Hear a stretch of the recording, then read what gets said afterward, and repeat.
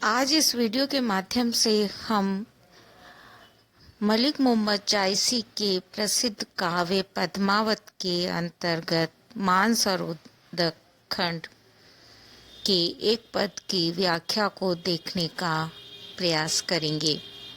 हम व्याख्या के विषय में आगे बढ़ें उसके पूर्व एक बार हम उस पद को देखना चाहेंगे और उसके बाद उसके प्रसंग की ओर आगे बढ़ेंगे।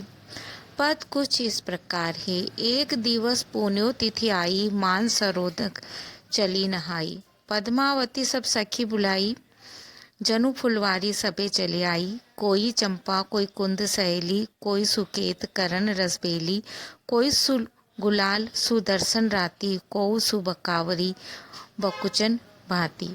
कोऊ सुमूल श्री पुह पावती, कोई जाही जूही सेवती।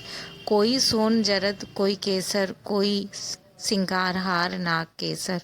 कोई कूजा सदबर्ग चमेली, कोऊ कदम सुरस रसबेली। चली सबे मालती संग, फूलो कंवल कुमोद।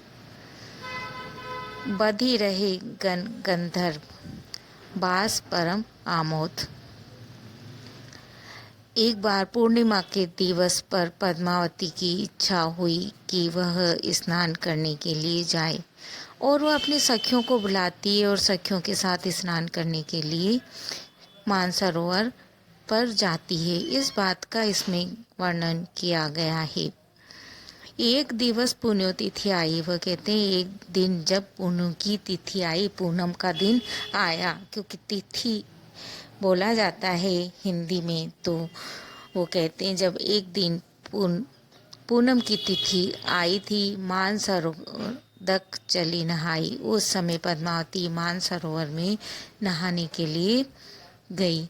पद्मावती सब सखी बुलाई, क्योंकि पद्मावती राजकुमारी है तो अकेली नहीं जाएगी, अपनी सखियों को संग लेकर जाएगी।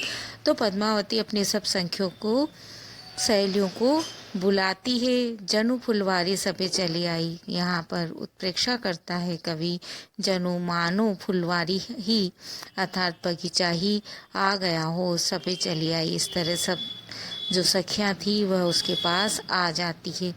कैसी सखियाँ, क्योंकि फुलवारी से यहाँ पर उत्प्रेक्षा कर रहे हैं कवि, इसलिए जिस तरह से फुलवारी में भांति भांति के फूल होते हैं उसी तरह से उन सखियों को भी वह भांति भांति का बताना चाहते हैं।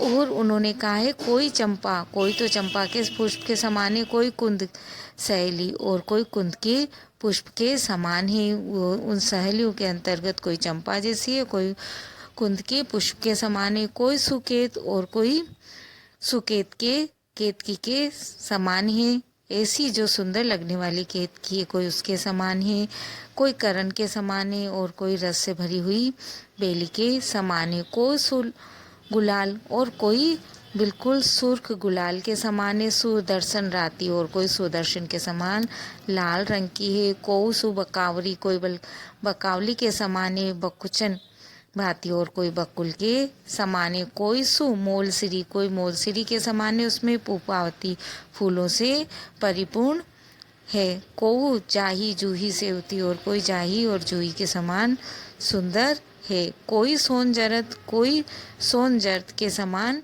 है, कोई केसर के समान है, कोई सिंगार हार कोई हार सिंगार के समान है और कोई नाग केसर के समान है।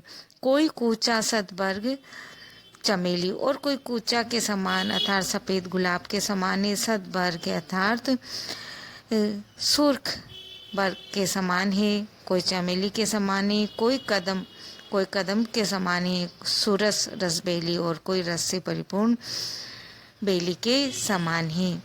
चली सबे मालती संग, इस तरह वह सब मालती के संग, पद्मावती को मालती के संग बताया है, मालती के संग जा रही है। फूली कवल कुमोद, ऐसा लगता है जैसे कि फूल गए हैं कमल के साथ, कुमोदिनियाँ फूल रही हैं, प्रफुल्लित हो रही हैं। बेधी रहे गण गंधर्व, बास परम आमोद अत्यंत आनंद देने वाली बास अर्थात उनकी जो सुगंध है उससे बेध रहे अर्थात युक्त हो रहे हैं।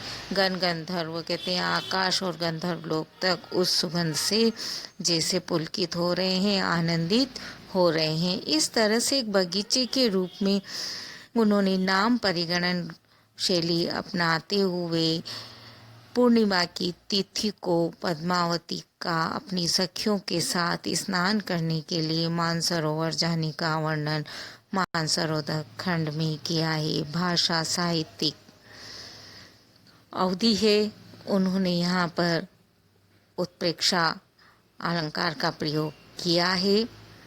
आप इस वीडियो को अपने मित्रों को शेयर करें और लाइक भी